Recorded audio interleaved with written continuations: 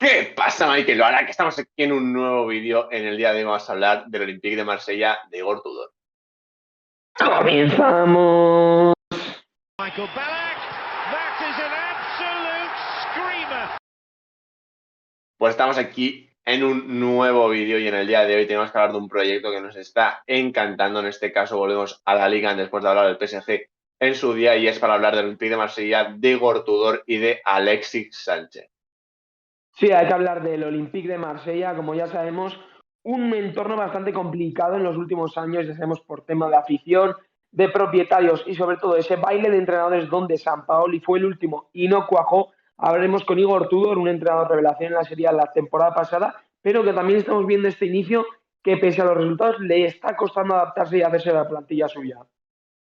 Efectivamente, antes que todo, como solemos hacer, hay que hablar del propietario, que sería Frank McCourt, que es un empresario estadounidense, algo que ya acostumbra a ser al final, siempre que hablamos de propietarios suelen ser estadounidenses. En este caso, pues efectivamente, como bien dices, son los que tienen la choja. Es un presidente que tampoco se sabe mucho de él. Lo que sí que es más igual importante dentro de lo que sería la organización del club es la llegada el año pasado, en 2021, de Pablo Longoria, un director deportivo que pues había ganado en el fútbol español por cierto nombre y la verdad es desde su llegada yo creo que se ha notado bastante y ha tenido bastante impacto. No sé si quieres hablar, Sabio, empezar con las altas que ha adquirido esta temporada el club. Pues sí, no, ya sabemos que Longoria, pese a su juventud, se ha ido ganando un nombre en cuanto a la dirección deportiva y estamos viendo que el Olympique de Marsella ha cogido sobre todo un rumbo muy claro, que es volver al trono que se ha ganado en su historia, ¿no? De ser uno de los más grandes de Francia y sobre todo hacerle mérito también a esa afición que tiene, que a veces es un tanto conflictiva y le cuesta algún que otro disgusto. Yendo al mercado de fichajes, yo creo que, como tú bien has dicho, el Olympique de Marsella de Igor Tudor y Alexis Sánchez sobre todo. Efectivamente, dos nombres determinantes, empezar por el entrenador, que al final pues es yo creo que la figura más importante, porque más allá de las altas y bajas de las que hablaremos ahora, pues al final es él el que va a implantar la idea después de la marcha de Sampaoli, de un proyecto que no acabará de, no sé si iba a funcionar, porque a mí la verdad es un equipo que me convencía por de forma general, pero es verdad que ya sabemos cómo es Sampaoli y parece ser que tuvo problemas con la directiva, entonces al final la acabaron dejando. Igor Tudor me parece una incorporación buenísima, sobre todo porque era un entrenador que nos había encantado la temporada pasada, que ya había dicho que iba a dejar el Hellas Verona, pero que parecía que se iba a ir a Turquía y al final pues ha ido a un club que es bastante grande, entonces algo que también nos alegra. Sí, y eso, pues sobre todo las llegadas, ¿no? Esa pesca, sobre todo en el fútbol español, o con jugadores españoles, ¿no? Tenemos la llegada de Luis Suárez, tenemos la de Pau López en portería, tenemos también la llegada de Jonathan Klaus, tenemos todo ese baile en la defensa de centrales, llegando en Bemba, llega Bailey también como suplente, eh, Bruno Tavares como cedido también para el carril, no sé, al fin y al cabo son muchos jugadores nuevos, pero que yo creo que si vamos nombre por nombre y pieza por pieza, van a encajar muy bien en el estilo de Igor Tudor. Efectivamente, al final también hay que decir que en cuanto al gasto neto son 57 millones, pero también hay que contextualizarlo en el sentido de que Pau López, Mateo Guendouzi, Sergi Sundas son jugadores que ya estaban la temporada pasada, que se ha dejado un dinero, sí, pero son jugadores al final que el año pasado no pagaste por ellos y esa temporada pues te tocaba pagar. Al final yo creo que Guendouzi, un jugador que en su día en el Arsenal tuvo ciertos problemas, hay que hablar porque es un jugador que está siendo muy útil, ya lo fue con Sampaoli y ahora también lo hemos visto no solo ese centrocampista más defensivo, también pudiendo ser un box-to-box, sino incluso ha llegado a jugar partidos, aunque partiera en un principio en el centro del campo, llegando a cotas o a espacios muy altos y prácticamente siendo un extremo, algo que nos ha sorprendido bastante, pero es verdad que está rindiendo bastante bien, igual para lo que puede pedir un entrenador como Igor Tudor, pues está siendo bastante útil. Y uno, yo sí que quiero puntualizar en dos nombres de los que has hablado. Por un lado, Jonathan Klaus, que pues al final es un jugador que yo creo que la temporada pasada ya nos desveló delante de Europa, como es un jugador hacia mí me sorprendió que acabara en el Pie de Marsella porque había muchos equipos grandes pues que necesitaban un lateral derecho y no lo han fichado. Y luego, por otro lado, Chancellor Mbemba, que está mostrando un nivelón. Sí, o sea, un nivelón espectacular. Sabíamos de su potencial en la Liga Portuguesa, pero se quedaba en eso, ¿no? Un jugador más de Oporto que no termina de dar el paso. Ahora, pues sí que ha dado un paso adelante, pero quizás también llega un poquito tarde en su carrera. Eh, yo creo que si mantiene este nivel durante la temporada podría volver a dar otro saltito más, yo creo que rumbo a la Premier League, porque lo veo muy jugador del top 6, ¿no? Del Big Six, de la Premier, ya sea como titular o como suplente, me pegaría mucho en el Chelsea, por cierto. Y si quieres, podemos ir repasando la plantilla o si quieres dar alguna puntillita más sobre el mercado de fichajes, dala. Sí, bueno, pues sin más, acabar con que al final Milic ha acabado saliendo un jugador que al final, pues a mí me gusta bastante. Y lo que más me ha sorprendido en todas las ventas, aparte de Luan Pérez, ha sido Caleta Car, que es verdad que acababa contrato este año, pero que era un central que se había ganado un nombre, sobre todo dentro de la Liga Francesa, y yo creo que a veces pasa un poco desapercibido. Es un central que me gusta, pero más allá de eso y eso, se han reforzado bien, sobre todo porque ya hemos hablado de Chancel en Mbemba, y yo creo que sí, ya vamos a entrar un poquito en la plantilla, porque como ya habéis podido intuir, ha habido bastantes cambios. Sí, en portería, Pau López, ¿no? Al fin y al cabo, tampoco nos sorprende nada en ese sentido. Un portero que yo creo que ni para ti ni para mí es muy de nuestro agrado, pero sabemos que tiene su validez. O sea, no nos gusta, no es de nuestro agrado, pero sabemos también críticamente decir que es un portero bueno y que puede hacerlo bien en el PIB de Marsella. Y la línea de tres, yo creo que sobre todo es donde más se ha reforzado y donde más ha ganado esta plantilla.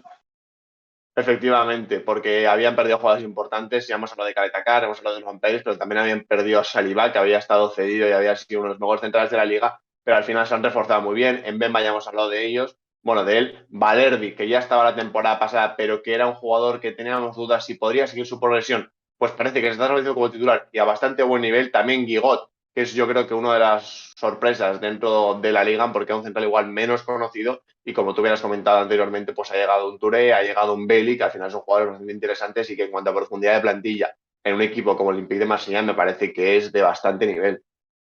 Sí, y luego encima bastante nivel, como tú bien has dicho, si vamos al centro del campo y a esos carriles no tenemos a Nuno Tavares por la izquierda con Kolasinac como suplente, bastante válido también el bosnio, y por la derecha tenemos a un Jonathan Klaus y a un Caboret que lo poco que ha jugado nos ha demostrado que también tiene nivel, con ese doble pivote. Mateo Guendouzi, Gerson, con suplentes como Valentín Rongier o Jordan Berezut, que podemos decir un Olympique de Marsella que puede aspirar a pelear por la Liga, aunque sabemos que va a ser muy complicado que la gane.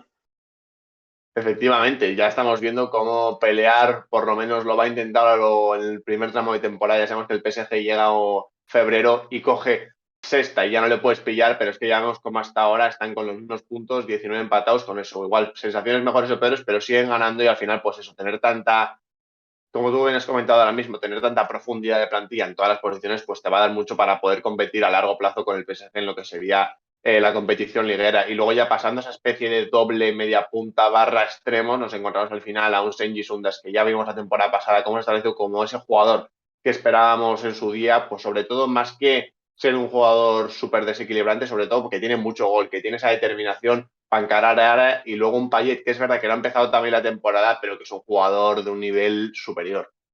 Sí, lo de Sengi Sundas poco a poco se está convirtiendo en otro tipo de jugador, ¿no? No tan jugador de línea de cal como era en sus inicios, pero ahora sí mucho más inteligente, como tú has dicho, con mucha más llegada al área, ¿no? Pisando esa área, pisando esos metros en los que de verdad se marcan las diferencias. Y luego un Payet que no ha iniciado bien, no está haciendo cifras, que sobre todo es lo que destaca su carrera, yo creo, como futbolista, pero que sabemos de su valía, sabemos que es el capitán y sobre todo sabemos que no se puede relajar porque Aminé Harit está también dando un rendimiento bastante válido en los minutos que tiene, y pasando a la delantera un Alexis Sánchez, ¿no? El niño maravilla que ha vuelto a sus mejores niveles marcando goles partido tras partido y también con un suplente de garantías como Luis Suárez, que sabemos que en el Granada lo ha hecho muy pero que muy bien. Efectivamente.